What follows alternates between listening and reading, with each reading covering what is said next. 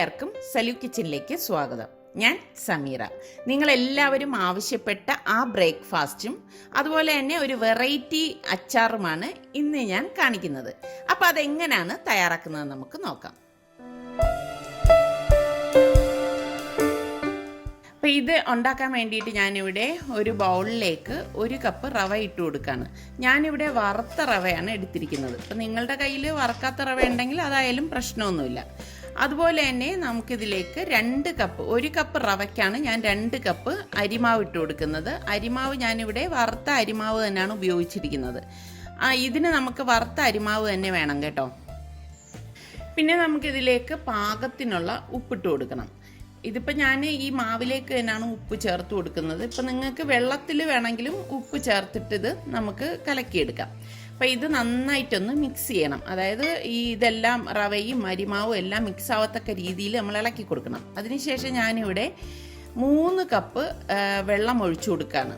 വെള്ളം നമുക്ക് കൂടുതൽ വേണം. അപ്പം ആദ്യം ഒരു 3 കപ്പ് ഒഴിച്ച് മിക്സ് ചെയ്യും. അതിനുശേഷം മാത്രമേ കൂടുതൽ വെള്ളം നമ്മൾ ഇതിലേക്ക് ചേർക്കത്തുള്ളൂ.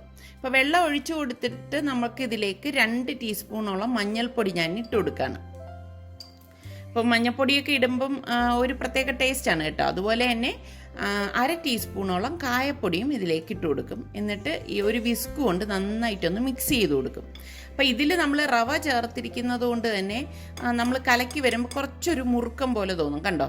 അപ്പോൾ നമുക്കിതിലേക്ക് ഞാനിപ്പം വീണ്ടും 1 കപ്പ് വെള്ളം ഒഴിച്ച് ഇതൊന്ന് ലൂസാക്കുകയാണ്. അപ്പോൾ റവയും വറുത്ത അരിമാവും ആയതുകൊണ്ട് തന്നെ വെള്ളം ഇതിലേക്ക് നന്നായിട്ട് ചേരും. അപ്പം നിങ്ങൾ ആൾക്കാർ കുറച്ചേ ഉള്ളൂവെങ്കിൽ നിങ്ങളുടെ ക്വാണ്ടിറ്റിക്ക് അനുസരിച്ച് എടുത്താൽ മതി കേട്ടോ. ഞങ്ങൾക്കിവിടെ ഇത്രയും പേരുള്ളത് കൊണ്ടാണ് ഞാൻ ഇത്രയും കൂട്ടിയെടുക്കുന്നത്. എന്നിട്ട് ഞാൻ വീണ്ടും ഒരു 2 കപ്പ് വെള്ളം ഇതിലേക്ക് ഒഴിച്ചിട്ട് നന്നായിട്ട് ഇതൊന്ന് മിക്സ് ചെയ്യും. പിന്നെ ഞാൻ ഇത് അടച്ചിട്ട് മാറ്റി വെക്കണം. ഒരു 15 മിനിറ്റെങ്കിലും നമ്മളത് അടച്ചൊന്ന് മാറ്റി വെക്കണം.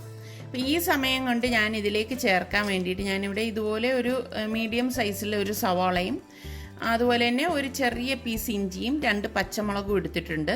അപ്പോൾ ഇതൊന്ന് നമുക്ക് ചെറുതായിട്ടൊന്ന് അരിഞ്ഞെടുക്കണം. വളരെ ചെറുതായിട്ട് വേണം നമ്മളിത് അരിഞ്ഞെടുക്കാനുള്ളത് കേട്ടോ. ഞാൻ എളുപ്പത്തിന് വേണ്ടിയിട്ട് ഇതൊരു ചോപ്പറിലേക്ക് ഇട്ടിട്ടൊന്ന് ചോപ്പ് ചെയ്തെടുക്കുകയാണ്. പലരും എൻ്റെ അടുത്ത് ഈ ചോപ്പർ ഏത് ബ്രാൻഡാണെന്ന് ചോദിച്ചിട്ടുണ്ട്. ഇത് ബ്രൗൺ എന്ന് പറയുന്ന ഒരു ബ്രാൻഡാണ്. അപ്പോൾ ഇത് വളരെ നമ്മൾ കൈകൊണ്ടാണ് അരിയണമെങ്കിൽ ഞാൻ പറഞ്ഞതുപോലെ വളരെ കുഞ്ഞായിട്ടൊന്ന് അരിയാൻ ശ്രമിക്കണേ. ഇതുപോലെ വേണം നമ്മളിത് ചോപ്പ് ചെയ്തെടുക്കാനുള്ളത്. അപ്പം നമ്മൾ ഈ മാവ് കലക്കി വെച്ചിട്ട് ഒരു 15 മിനിറ്റ് കഴിഞ്ഞിട്ടുണ്ട്. അപ്പോൾ ഈ ചോപ്പ് ചെയ്ത് വെച്ചിരിക്കുന്ന ഈ കൂട്ട് നമുക്ക് ഇതിലേക്ക് ഇട്ട് കൊടുക്കണം. പിന്നെ ഞാൻ ഇതിലേക്ക് ഏകദേശം 1 ടീസ്പൂണോളം ചില്ലി ഫ്ലേക്സും അതുപോലെ തന്നെ 1 ടീസ്പൂണോളം ചെറിയ ജീരകവും കൂടി ഇട്ടിട്ട് ഇത് നന്നായിട്ടൊന്ന് ഇളക്കി കൊടുക്കും. ഇങ്ങനെ ഇളക്കുമ്പോഴേക്ക് നമുക്ക് ഈ അടിയിൽ ഈ റവ വന്ന് അടിഞ്ഞിട്ട് കട്ടയായിട്ടിരിക്കും. അപ്പോൾ അത് നല്ല വൃത്തി ഒന്ന് ലൂസാക്കി എടുക്കണം. പിന്നെ ഇതിലേക്ക് കുറച്ച് മല്ലിയിലൊടി ഞാൻ അരിഞ്ഞെടുക്കുകയാണ്. എന്നിട്ട് നല്ലതുപോലെ ഈ മാവ് ഈ ഒരു ടെക്സ്ചർ നിങ്ങൾ കണ്ടില്ലേ, ഇതുപോലെ ലൂസായിട്ടിരിക്കണം.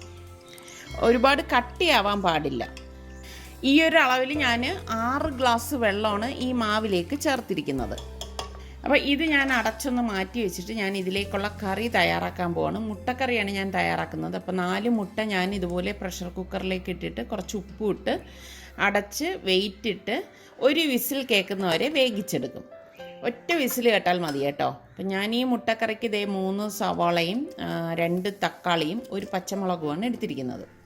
ശരിക്ക് ഇതിന് നമുക്ക് മുട്ടക്കറി അതുപോലെ കടലക്കറി ഇതെല്ലാം കോമ്പിനേഷനാണ് കേട്ടോ. ഒന്നുമില്ലെങ്കിൽ ചമ്മന്തി ആയാലും നല്ല ഒരു ടേസ്റ്റാണ്. അപ്പോൾ ഞാൻ ഈ ഉള്ളിയെല്ലാം സ്ലൈസ് ചെയ്തെടുക്കുകയാണ്. വളരെ കനം കുറച്ചിട്ടാണ് ഞാൻ സ്ലൈസ് ചെയ്തെടുക്കുന്നത്. അങ്ങനെ എടുക്കുന്നതെന്ന് വെച്ചാൽ പെട്ടെന്ന് റെഡിയായി കിട്ടാൻ വേണ്ടിയിട്ടാണ്.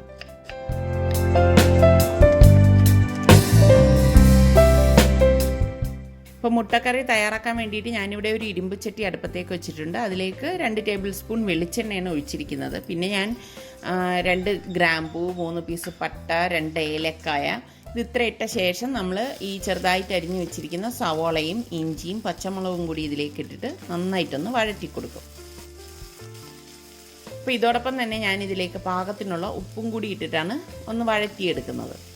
പിന്നെ ഞാൻ ഇതിലേക്ക് 2 ടീസ്പൂൺ മഞ്ഞൾപ്പൊടിയും 1 ടീസ്പൂൺ ഗരം മസാലപ്പൊടി, 1/2 ടീസ്പൂൺ കുരുമുളക് പൊടി, 2 table spoon Kashmiri chilli powder, 1 teaspoon മല്ലിപ്പൊടി ഇത് ഇത്രയും കൂടി ഇട്ടിട്ട് നന്നായിട്ടൊന്ന് ഇളക്കി കൊടുക്കും. ഞാൻ ഈ ഒരു കറിക്ക് മല്ലിപ്പൊടി വളരെ കുറച്ച് മാത്രമേ ചേർക്കത്തുള്ളൂ കേട്ടോ. ഒന്ന് ഇളക്കി യോജിപ്പിച്ച ശേഷം ഇതിലേക്ക് ഞാൻ തക്കാളി അരിഞ്ഞതിട്ടിട്ട് നന്നായിട്ടൊന്ന് വഴറ്റി കൊടുക്കും. ഇതുപോലെ ഒന്ന് ഇളക്കിയെടുക്കുകയാണ് ചെയ്യണത്. പിന്നെ തക്കാളി ഉടയാനൊന്നും നിൽക്കത്തില്ല. ഞാനിതിലേക്ക് പാകത്തിന് കുറച്ച് വെള്ളം ഒന്ന് ഒഴിച്ചിട്ട് ഒന്ന് ഇളക്കി കൊടുക്കും. ഇളക്കി കൊടുക്കുമ്പോഴേക്ക് ഈ വെള്ളവും ഒക്കെ കൂടി ഒന്ന് തിളയ്ക്കുമ്പോൾ തക്കാളി പെട്ടെന്നൊന്ന് വെന്ത് കിട്ടും. അപ്പം മുട്ടയുടെ കുക്കറിൻ്റെ വിസിൽ കേട്ട് കഴിഞ്ഞിട്ട് ഞാൻ ഗ്യാസ് ഓഫ് ചെയ്തിട്ടുണ്ടായിരുന്നു. അപ്പോൾ ഈ സമയം തന്നെ ഞാൻ ദോശ തയ്യാറാക്കാൻ വേണ്ടി പാൻ അടുപ്പത്തേക്ക് വച്ച ശേഷം ഒന്ന് ഓയിൽ ബ്രഷ് ചെയ്തിട്ടുണ്ടായിരുന്നു കേട്ടോ ഈ പാനിലേക്ക്. എന്നിട്ട് നമ്മൾ ഈ കലക്കി വെച്ചിരിക്കുന്ന മാവ് ഒന്നും കൂടി കലക്കിയിട്ട് ഇതിലേക്ക് റഫായിട്ട് കോരി ഇങ്ങനെ ഒഴിക്കുകയാണ് ചെയ്യുന്നത്. സ്പൂൺ കൊണ്ട് പരത്തെ ഒന്നും ചെയ്യത്തില്ല, ഇതുപോലെ ഹോൾസ് വീഴണം. അതാണ് ഈ ഒരു റവ ദോശയുടെ പ്രത്യേകത. എന്നിട്ട് ഇത് ഞാൻ മൂടി വെച്ചിട്ട് വേവിച്ചെടുക്കുകയാണ് ചെയ്യുന്നത്. ഞാനിവിടെ എളുപ്പത്തിന് വേണ്ടിയിട്ട് 2 പാൻ വെച്ചിട്ട് 2 പാനിലായിട്ടാണ് ഈ ദോശ ചുട്ടെടുക്കുന്നത്. എങ്കിൽ മാത്രമേ പെട്ടെന്ന് ഇത് റെഡിയായി കിട്ടത്തുള്ളൂ. കാരണം ഒരുപാട് ദോശ ചുടാനുള്ളതല്ലേ. അപ്പോൾ ഇത് നമ്മൾ മൂടി വെച്ച ഉടൻ തന്നെ ഇത് റെഡിയാവും കേട്ടോ. അത് നിങ്ങൾക്ക് കാണുമ്പോൾ തന്നെ മനസ്സിലാവും. പിന്നെ നമ്മളിത് മറിച്ചിടൊന്നും വേണ്ട. പിന്നെ ക്രിസ്പി ആവണം എന്നുണ്ടെങ്കിൽ കുറച്ച് നേരം കൂടി ഇതൊന്ന് വേവിച്ചെടുക്കണം. അപ്പം ഞാൻ ഇങ്ങനെ ഒന്ന് ഫോൾഡ് ചെയ്തെടുക്കുകയാണ് ചെയ്യുന്നത്. അപ്പം നമ്മളുടെ അടിപൊളി റവ ദോശ ഇവിടെ റെഡി ആയിട്ടുണ്ട്. അപ്പം ഞാനിവിടെ പുഴുങ്ങിയ മുട്ട അതിൻ്റെ തോലൊക്കെ കളഞ്ഞിട്ട് നമ്മൾ റെഡിയാക്കി വെച്ചിരിക്കുന്ന മസാലക്കൂട്ടിലേക്ക് ഒന്ന് 2ആയിട്ട് മുറിച്ച് ഇടാണ് ചെയ്യുന്നത്. അതെങ്ങനെ വേണമെങ്കിലും നിങ്ങളുടെ ഇഷ്ടത്തിനനുസരിച്ച് ഇതിൻ്റെ അകത്തിടാം കേട്ടോ. മുഴുവനോടെ മുട്ട കഴിക്കാനാണ് ഇഷ്ടമെങ്കിൽ അങ്ങനെ വേണമെങ്കിലും ഇടാം. ഞാൻ പിന്നെ ഇങ്ങനെ ചെയ്തെന്നേ ഉള്ളൂ.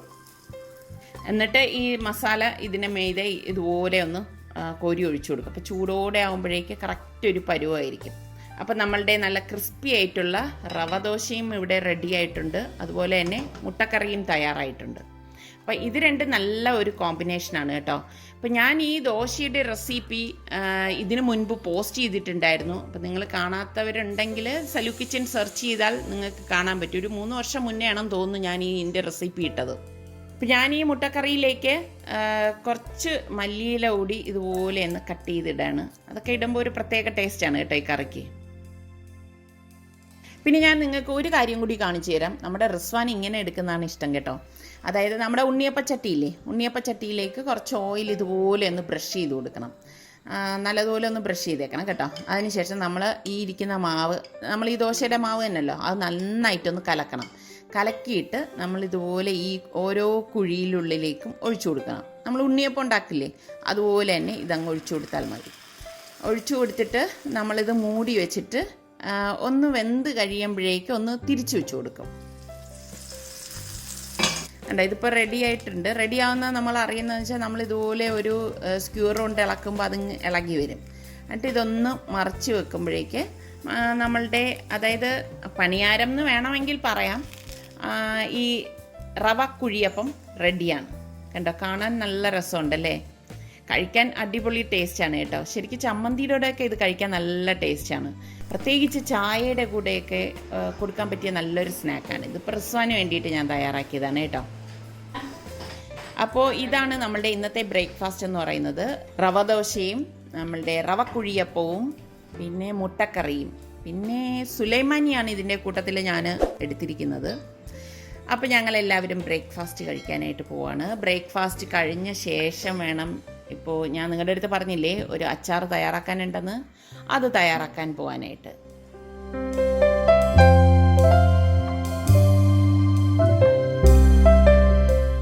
അപ്പം നമ്മളുടെ സലു കിച്ചൻ ഇനിയും സബ്സ്ക്രൈബ് ചെയ്യാത്തവരുണ്ടെങ്കിൽ സബ്സ്ക്രൈബ് ചെയ്യാനും തൊട്ടടുത്ത് കാണുന്ന ആ ബെല്ലൈക്കൺ പ്രസ് ചെയ്യാനും മറന്നു വരുതേ. അപ്പോഴേക്ക് ഓൾ എന്നൊരു ഓപ്ഷൻ വരും. അതും കൂടി ക്ലിക്ക് ചെയ്താൽ മാത്രമേ ഞങ്ങൾ വീഡിയോസ് പോസ്റ്റ് ചെയ്യുന്ന സമയത്ത് തന്നെ നിങ്ങൾക്ക് നോട്ടിഫിക്കേഷൻ കിട്ടുകയുള്ളൂ. അപ്പം നമുക്ക് ഈ ആഹാരം കഴിഞ്ഞ ശേഷം അച്ചാറിടാനായിട്ട് പോകാം കേട്ടോ.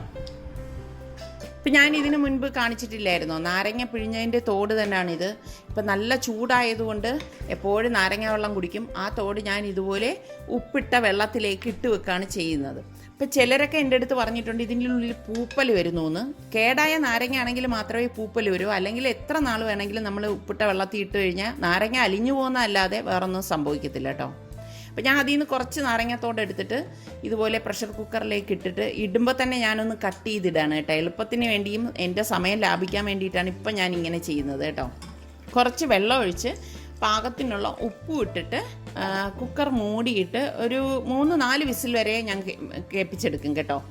അങ്ങനെ വേവിച്ചെടുക്കണം. അപ്പോൾ ഞാൻ ഇതിനു മുൻപും ഒരു നാരങ്ങ അച്ചാർ നിങ്ങൾക്ക് കാണിച്ചിട്ടുണ്ടായിരുന്നു. അപ്പോൾ കാണാത്തവരുണ്ടെങ്കിൽ ഞാൻ ലിങ്ക് ഡിസ്ക്രിപ്ഷൻ ബോക്സിൽ കൊടുത്തിരിക്കാം. അതും ഈ നാരങ്ങത്തോട് വെച്ചിട്ട് തന്നെയാണ് ഞാൻ അച്ചാർ തയ്യാറാക്കിയത്.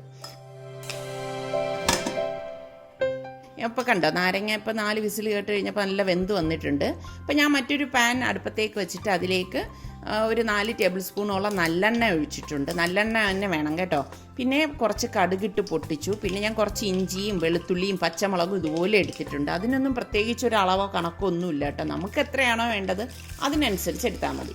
അപ്പോൾ അത് ഞാൻ ഈ കടുക് പൊട്ടിയ എണ്ണയിലേക്ക് ഇട്ടിട്ട് ഒന്ന് ഇളക്കി കൊടുക്കും.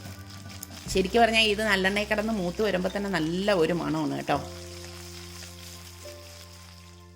ഇതിവിടെ നന്നായിട്ട് മൂത്തിട്ടുണ്ട്. മൂത്ത് വരുന്ന സമയത്ത് നമുക്ക് ഈ കട്ട് ചെയ്ത് വെച്ചിരിക്കുന്ന നാരങ്ങ ഇതിലേക്ക് ഇട്ടിട്ട് നന്നായിട്ടൊന്ന് ഇളക്കി കൊടുക്കാം.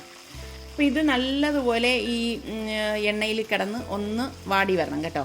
ഇളക്കിയ ശേഷം ഞാൻ ഇതിലേക്ക് 1 ടീസ്പൂൺ മഞ്ഞൾപ്പൊടിയും 1 ടീസ്പൂൺ ഉലുവാപ്പൊടിയും അതുപോലെ തന്നെ 1/2 ടീസ്പൂൺ കായപ്പൊടിയും പാകത്തിനുള്ള ഉപ്പും കൂടി ഇട്ടിട്ട് ഒന്ന് ഇളക്കി കൊടുക്കും. അപ്പോൾ നമ്മൾ ഇതിലേക്ക് ചേർത്ത നാരങ്ങ ഞാൻ ഡ്രെയിൻ ചെയ്തിട്ടാണ് ചേർത്തത് കേട്ടോ. അത് ഞാൻ പറയാൻ മറന്നുപോയി. പിന്നെ നമ്മൾക്ക് കുറച്ച് ശർക്കര ഞാൻ ഇതിലേക്ക് ഇട്ടിട്ടുണ്ട്. കയ്പ്പ് രസം വരാതിരിക്കാനാണ് നമ്മൾ ശർക്കര ചേർക്കുന്നത്. പിന്നെ ഞാൻ 1/4 കപ്പോളം വിനാഗിരിയും കൂടി ഒഴിച്ചു കൊടുക്കുകയാണ്. വിനാഗിരിയും കൂടി ഒഴിച്ച് ഒന്ന് ഇളക്കിയ ശേഷം ഞാൻ വീണ്ടും ഒരു 1/4 കപ്പ് വെള്ളം ഒഴിച്ച്, തിളച്ച വെള്ളം കേട്ടോ, ഒഴിച്ചു കൊടുത്തിട്ട് നന്നായിട്ടൊന്ന് മിക്സ് ചെയ്തെടുക്കും. അപ്പോൾ ഞാൻ ഒന്നും കൂടി പറയാണ്, നമ്മൾ പ്രഷർ കുക്കറിൽ ഇത് വേവിച്ച ശേഷം ഒന്ന് ഡ്രെയിൻ ചെയ്തിട്ടാണ് ഇതിലേക്ക് ഇടുന്നത്. ആ വെള്ളം നമ്മൾ യൂസ് ചെയ്യത്തില്ല കേട്ടോ. അങ്ങനെ നമ്മൾ യൂസ് ചെയ്ത് കഴിഞ്ഞാൽ നാരങ്ങ ഭയങ്കര കയ്പ്പായിരിക്കും. ഇങ്ങനെ നിങ്ങൾ തയ്യാറാക്കി നോക്കൂ, ഒട്ടും കയ്പ്പും ഉണ്ടാകത്തില്ല, നല്ല ടേസ്റ്റും ആയിരിക്കും. ശർക്കര ചേർക്കണം, അത് മസ്റ്റാണ് കേട്ടോ. ശർക്കരയ്ക്ക് വരും പഞ്ചസാരയൊക്കെ ചേർത്താൽ മതിയോ എന്ന് പലരും ചോദിക്കും. ശർക്കര കിട്ടിയാൽ അതാണ് ഏറ്റവും നല്ലത്. അപ്പോൾ ഇത് നന്നായിട്ട് തണുത്ത ശേഷം ഞാനിത് കുപ്പിയിലാക്കി സൂക്ഷിക്കുകയാണ് ചെയ്യുന്നത്. അപ്പോൾ ഇനിയിപ്പോൾ നോമ്പൊക്കെ വരെയല്ലേ, അതുകൊണ്ടാണ് ഞാനിങ്ങനെ അച്ചാറൊക്കെ ഇടയ്ക്കിടയ്ക്ക് ഇട്ടുകൊണ്ടിരിക്കുന്നത്. അപ്പോൾ ഇന്നത്തെ ഈ റെസിപ്പി നിങ്ങൾക്ക് എല്ലാവർക്കും ഇഷ്ടമായെന്ന് വിശ്വസിക്കുന്നു. അപ്പോൾ അടുത്തിനി നമുക്ക് നല്ലൊരു റെസിപ്പിയുമായി വരുന്നത് വരെ എല്ലാവർക്കും ബൈ.